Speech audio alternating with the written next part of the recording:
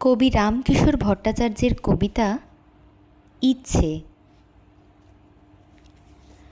সকাল হলেই পিঠে বইয়ের বোঝা, বাস এসেছে, স্কুলে যাও, আর দেরি নয়। বাপি বলে, ইংরেজি আর অঙ্ক কষো, রূপকথা বই পড়লে কি আর কেউ বড় হয়?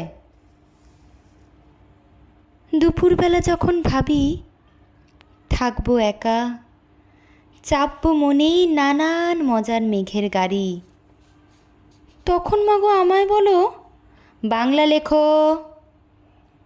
প্রথম হওয়া ফি বছরে কি দরকারি? বিকেল হলেই সাঁতারে যাও, আঁকার ক্লাসে, যোগ আসনও করতে হবে সন্ধে হলে।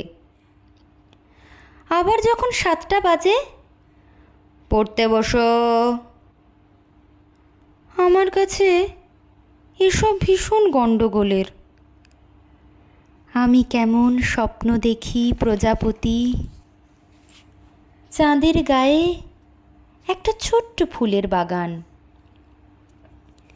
কান রেখেছি ফাল্গুনে আর চৈত্র মাসে, শিখতে হবে কোকিল দোয়েল গাইছে যা গান।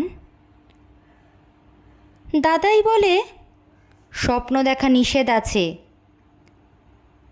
বন্ধুরা সব মুচকি হেসে বলছিল, সেম সেম। ওদের নাকি সময় কাটে ভিসিআরে, মন খারাপের সঙ্গী নানান ভিডিও গেম। তার চেয়ে মা আমি না হয় একলাই থাকি, নাই বা হলাম সব বিষয়ে সবার সেরা।